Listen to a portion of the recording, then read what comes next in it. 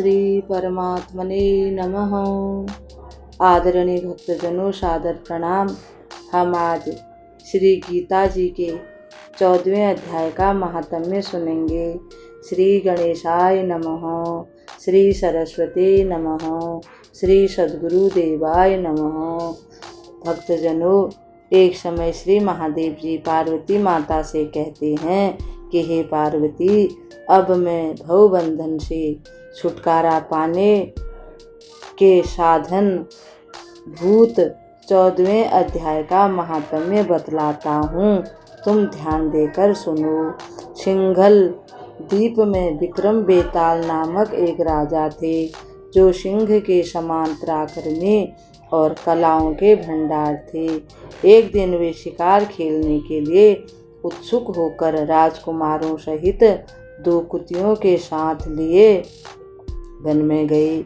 वहां पहुंचने पर उन्होंने तीव्र गति से भागते हुए खरगोश के पीछे अपनी कुतिया छोड़ दी। उस समय सब प्राणियों के देखते देखते खरगोश इस प्रकार भागने लगा मानो कहीं उड़ गया हो।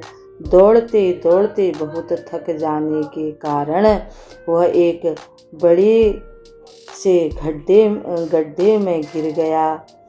गिरने पर भी वह कुतियों के हाथ नहीं आया और उस स्थान पर जा पहुंचा जहाँ का वातावरण बहुत ही शांत था।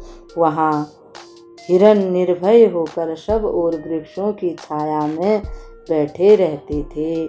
बंदर भी अपने आप टूटकर गिरे हुए नारियल के फलों और पके हुए आमों से पूर्ण तृप्त हो रहते थे, यानी पेट भर के आम खाते थे और नारियल जो नीचे गिर जाते थे उन्हें खाते थे। वहाँ सिंह हाथी के बच्चों के साथ खेलते और सांप निडर होकर मोर की पाँखों में घुस जाते थे।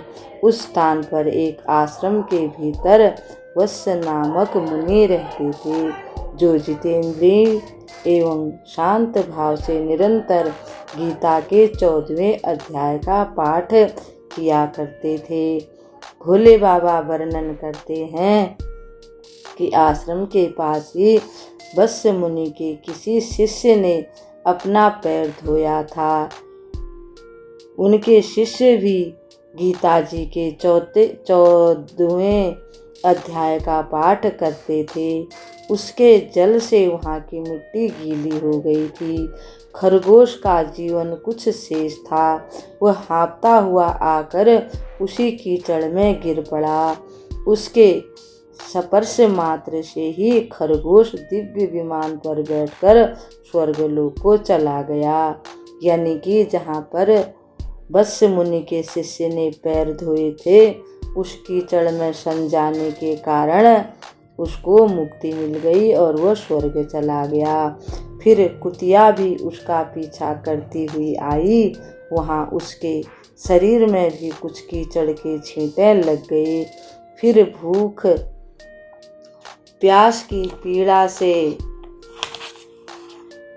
रहित हो कुतिया का रूप त्याग कर उसने दिव्यांगना का रमणीय रूप धारण कर लिया तथा गंधर्वों से सुशोभित दिव्य विमान पर आरूढ़ हो वह भी स्वर्गलोक चली गई, यानी दिव्य विमान में बैठकर।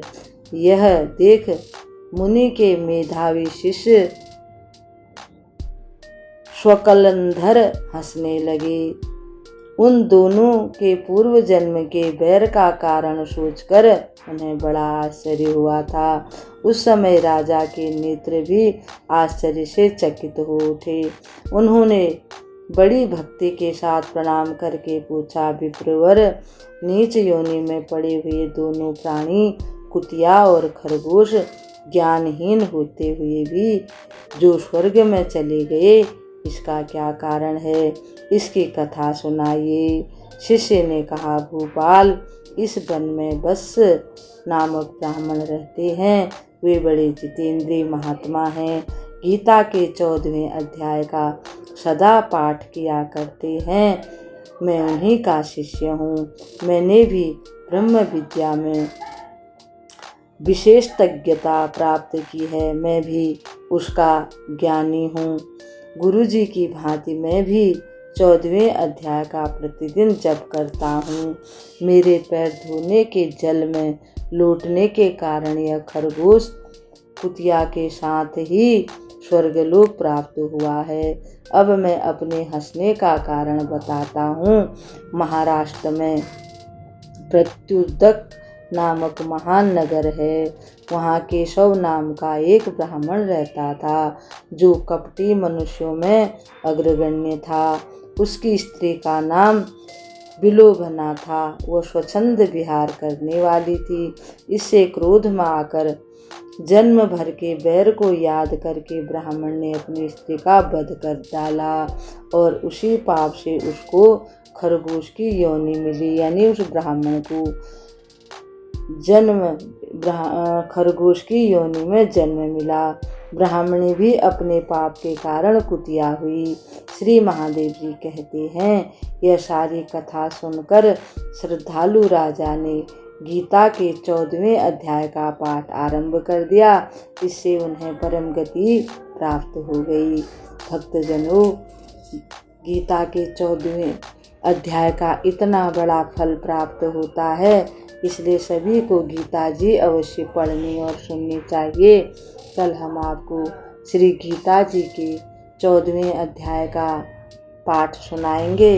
तब तक के लिए हम आपको प्रणाम करते हैं।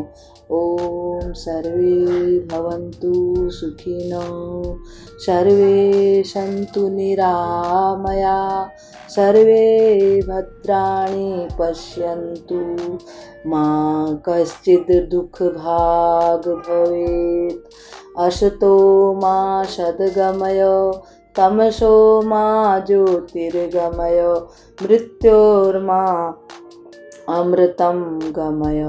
ओम शांति शांति शांति। ओम।